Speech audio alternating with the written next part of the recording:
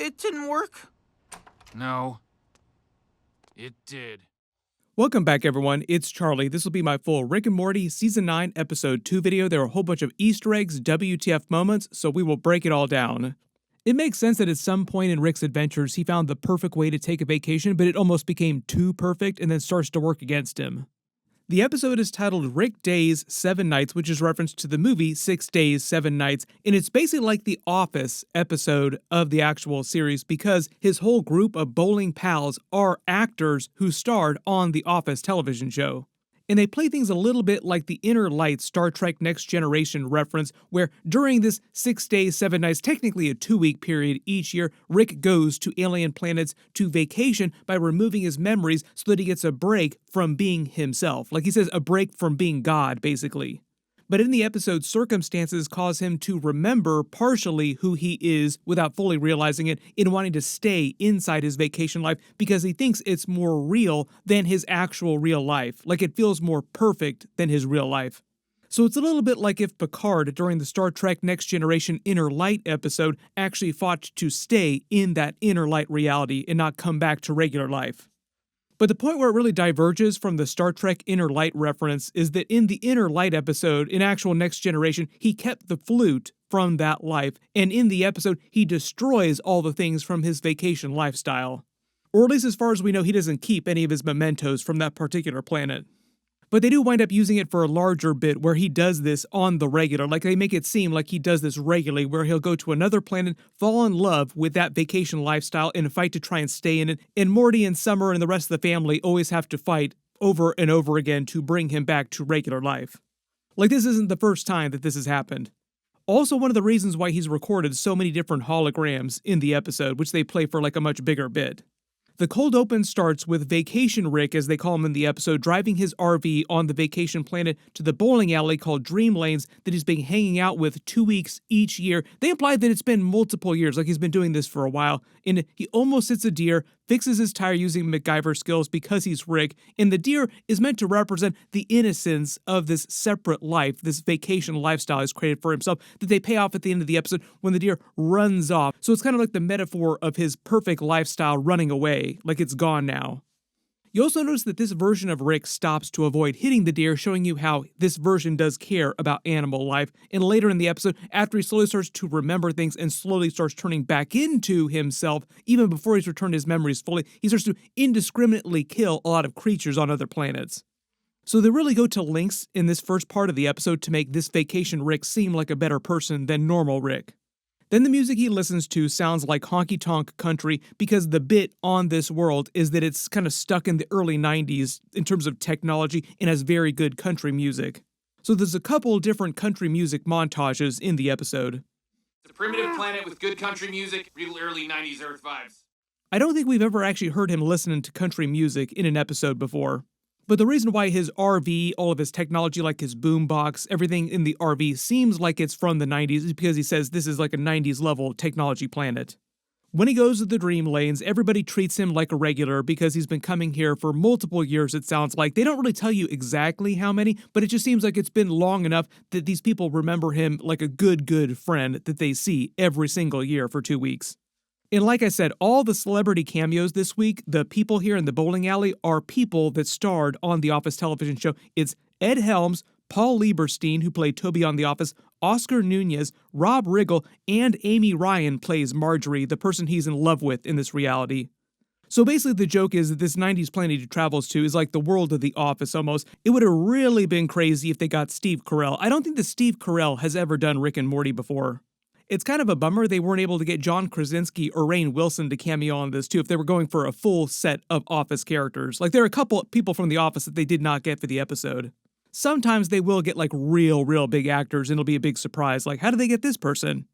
Usually the answer to that is that the big celebrities, children or grandchildren in some cases for like the older celebrities, are fans of Rick and Morty and ask them to do the show. Like, well, you go do my favorite show. So they just do it for fun. Then they reveal in this reality they only know him as Ted, not as Rick. There was no Ted on the Office TV show as far as I can remember. It's been a little while since I've watched The Office. Then they do the intro. I've already done a longer breakdown of all the new intro scenes in my episode 1 video, so I'll link it at the end of this, but we don't see any new scenes from the intro in this particular episode. We then find out that his friends think that he sells PVC pipe for a living when he's not with them for these 2 weeks of the year. One of them wants his help getting a job at the same place, which he deflects. But remember, because this version of Rick at this point in the episode doesn't know that he is Rick Sanchez, it's not like he's trying to deflect to prevent him from realizing the truth, his friends from realizing the truth. He just doesn't want him to get a job where he's at, like he doesn't think that it's a good job. Then I'll call him by his real name. Oscar takes him out for drinks at the local liquor store, which he knows by name, meaning he's also been visiting here for longer periods of time too. Like he's gotten to know all the townspeople in this place. His reply, "Everyone's running from something," is a foreshadowing of what's actually happening in the episode, even though he himself doesn't realize what's happening in this moment when he says it. His friend mentions his wife Louisa, who we see in a picture later when they fly back to Earth in their homemade spaceship. Someone then tries to rob the store, revealing his body's defenses to both himself and his friend, and he starts to realize what's actually happening. He sees the first hologram of himself that basically explains the whole crux of the episode, that this is a vacation planet. He's removed his memories temporarily to just give himself a break for a couple weeks a year to enjoy himself. He reveals the planet is called Beloy 6E, just primitive, like I said, good country music, early 90s vibes for like all the level of technology here. Makes a joke about Kevin Costner movies being for dumb people, and the red button and the blue button feel like a Matrix reference, like one for reality and one to stay in the vacation reality without his memories, like stay inside the Matrix, so to speak. You take the red pill, you stay in Wonderland, and I show you how deep the rabbit hole goes. Rick and Morty has also done more literal Matrix references in previous episodes too.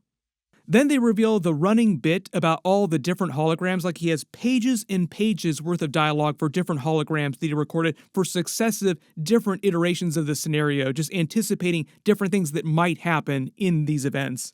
Next one being a Taken movie scenario, like if he gets kidnapped or Morty gets kidnapped, special set of skills. He doesn't press either button, and he still doesn't have his memories, but knows about the tech in his body, and the episode basically turns into Vacation Rick versus regular Rick Sanchez.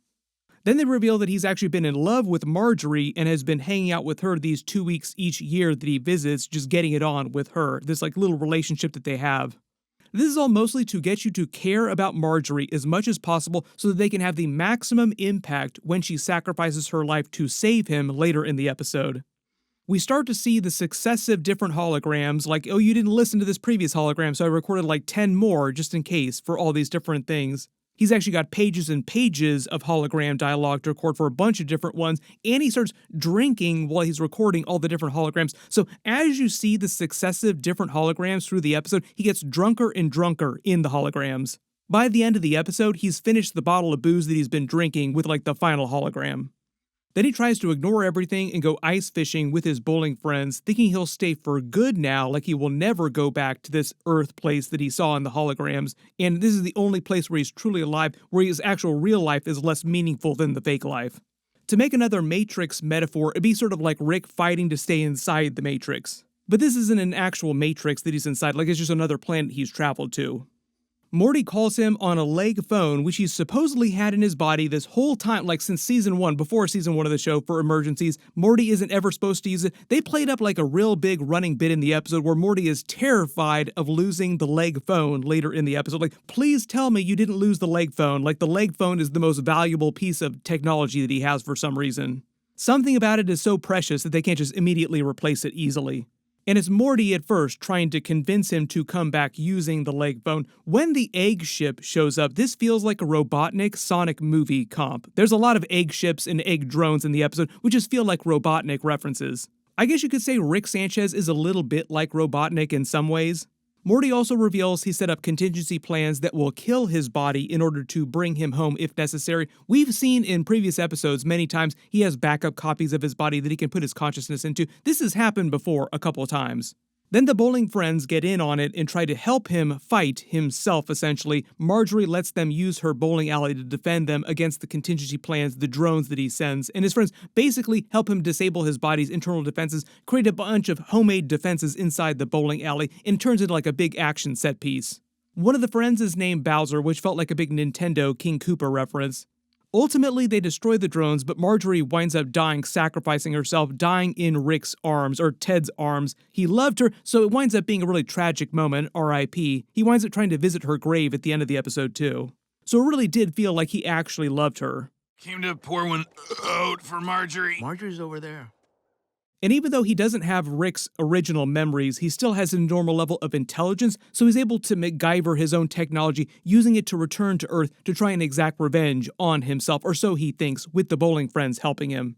And because of the bit where this planet has good country music, their whole montage of preparing the RV for spaceflight is set to a country song. We also find out that it's full of booby traps and defenses he set to protect himself, the RV itself, so they're working against it now, and reprograms his body's own defenses to do what he wants. So basically, MacGyvering his own technology to serve Ted.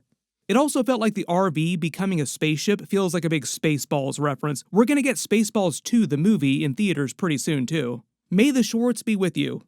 You also notice inside the cockpit area here, he keeps Marjorie's star necklace hanging above them as a memorial to her. Then the animation of them jumping to lightspeed is both a reference to 2001 Space Odyssey, but also in previous episodes, reality has warped like this, like it's looked similar to this when they travel past the speed of light. They crash back into the garage, and he's recorded another final hologram for this scenario. Notice, like I said, he's gotten drunker and drunker through each of the holo recordings, and he's like at his drunkest at this point because he's finished the bottle, and he's recorded all these holograms one right after the other while he was drinking. Then, because the garage is sentient, we see it step in to forcibly return his memories, and we get to see the gang versus the garage for a little bit. Rick has not gotten along or been on bad terms with the garage before, because it is the voice of his dead wife, so like, he has this weird relationship with it, but I don't think we've ever actually literally seen him fight his own garage the same way. Then the family enters because his hijinks have interrupted their daily lives, and this kind of thing is a normal occurrence for them. So Beth is just like very bored by it, even after she's taken hostage. Like, this is a normal occurrence for them. And she makes the Deliverance movie reference. If you know, you know. If you haven't seen that movie, I would recommend checking it out at some point, but be careful, it's actually a pretty hardcore movie. They also reveal that Summer knows the codes to override the garage's programming Charlie 7 Alpha, which is actually a pretty big deal because the garage is very powerful. So at some point, it's implied something like this has happened before multiple times, and Summer has had to learn garage codes to help out. Because she's had to do this a couple times before, which is why she knows the codes so quickly without having to think about them. They also pay off this idea later in the episode during the post-credit scene, where this whole thing happens again on another vacation planet with a different group of people. Morty does another callback to the leg phone bit of it being super important. Comedy comes in threes. Jerry makes a Spring Breakers movie reference, and Summer references the pool again, which is like a brand new thing this season. Next week's episode has a big pool bit in it, so apparently the pool is like a big thing this season. Vacation Rick then chills out as Morty finds the red button to return his memories. He rediscovers the garage's tools again too, and his friends all go to the bowling alley nearby on Earth to play a couple rounds, but asking him to enhance their bodies with similar technology inside his body, basically beginning the slow downfall of the group and it destroying his perfect lifestyle on the vacation planet. So the idea here is that Rick is still in Ted mode, like he doesn't have his regular memories, so he's still technically Ted, but his alternate vacation life is being ruined now because of what's happened with his group getting all this technology.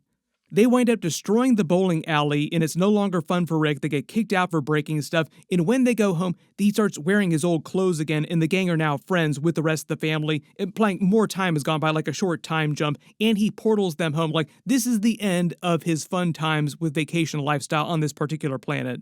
Also, the joke here is that he's slowly started turning back into himself, even without returning his original memories, like he's slowly becoming Rick again. I'm busy. You're wearing his clothes now. It has pockets. It's not a symbol. He sends them back to their world with a bunch of his own technologies created for them to try and make their lives easier. You also notice they have what looks like a green Meeseeks box that they take back with them too, so there's probably some Meeseeks running around on their planet somewhere. Space Beth then returns. Rick is still in Vacation Rick mode, but tries to enjoy the pool naked. They go full Monty in this episode a couple times over this part and the last part of the episode, like a whole lot of Rick you see in this episode. One of the other surprises here is that Space Beth is also a huge fan of the pool too, like she only came this week to visit because of the pool. He then goes out trying to drink at a random space bar, trying to recreate the fun of his vacation lifestyle on a bunch of different planets to another country music montage, tries to go ice fishing on another planet with the joke being that it's a bunch of fish creatures. What they're ice fishing for, I don't know, if it's like human creatures below the ice. Visits a village of tiny aliens that looks kind of like a generic fantasy setting and gets drunk, winding up accidentally killing a whole bunch of them, does mushrooms on another planet with a bunch of sentient mushroom creatures, and going full Monty, including the mushroom aliens. Eventually returning to his vacation planet to find Marjorie's dream lanes have been converted to an L-Mart shopping center, which is basically a Kmart reference, goes back to the ice fishing hut that they use and finds his friends rigged up some of his own technology to automatically yoink fish out of the lake, completely defeating the purpose of them going ice fishing in the first place, like just hanging out together, a couple of dudes being dudes away from civilization just chilling out. It was never about actually catching fish. Then goes to the graveyard to try and visit Marjorie's grave and learns that little Mike is dead now, killed by Rick's own robotic arm that he gave him, and his friends all hate him now. So basically, this whole scenario here, this whole perfect life has been ruined. R.I.P. to this life. He freezes them when they try to attack him, calling him out, sees the original deer that he avoided hitting at the beginning of the episode, and when it runs off, it's sort of a metaphor for his lifestyle here, his perfect life running off, losing his perfect lifestyle. Portals home, and because he's still in Vacation Rick mode, doesn't know how to create more portal fluid and tries to get Morty's help, but when he dumps the remaining drops out, creates a little portal to a random dimension with a tentacle monster, stealing their game board, and almost winds up yoinking Jerry. You can let me know which dimension you think that this portaled to. We find out that he kept a box of his things from the vacation planet next to his box of time travel things, but then uses the alien trash compactor to destroy it and his picture of Marjorie, which feels really, really tragic. Morty then tries to lead him along, just goading him into actually pressing the red button to return his memories, making it sound like his normal life is totally perfect, like yes, it's totally better than this other vacation life. And I love the way they play this last bit in the episode where he actually presses the button, and they make it seem like nothing happens because it's silent, but it actually works, and his memories do come back, and you're meant to lament the passing, the dying of this perfect lifestyle, and he seems like he's also going to be really, really torn up about it going forward. Just another awful, tragic memory that he's going to keep locked up inside. But then in the post-credit scene, they reveal after a short time jump, he's recreated the vacation bit on another world with a race of aquatic people where he falls in love with one, gets married to her because he's apparently been going here for a while, like a while has gone by, and he's going by the name Solpock, and he's modified his body genetically so he's got aquatic features like their people so he can blend in with them until Summer and Morty are also there trying to object to the wedding and getting Rick to return home just like last time. Like, oh, this has happened again. Okay, let's wrap this up. Time to go home. Hey, Grandpa Rick, let's go. Vacation's over. With basically a speed run version of the same scenario playing out with this new Vacation Rick trying to fight against himself to stay in the new life that he created, but Summer looking bored because even though this is the second time we're seeing this happen, implies that this happens regularly, so he's done this on several other worlds before this. Like, I think that's the idea, is that he's done this many different times with many other vacation lifestyles. Another egg is able to capture him immediately and take him home, and Summer breaks the bad news to the locals about Rick lying to all of them, like, yeah, okay, like she's given this speech to a bunch of different worlds. So you can let me know in the comments how many times you think Rick has done this, how many other vacation lifestyles he's set up for himself and then tried to stay inside of. However many it takes for the family to get super bored and easily be able to defeat him and bring him home against his will. Everybody post all your reactions in the comments below, and if you spotted any Easter eggs or references in the episode that I didn't talk about in the video, just write them below in the comments. My full episode 3 video will post next week after they release it, so be sure to enable alerts for my channel so you don't miss that. Everybody click here for that video. I'll update the link as soon as I post it, and click here for all my other Rick and Morty videos. Thank you so much for watching, and I'll see you guys in the next one.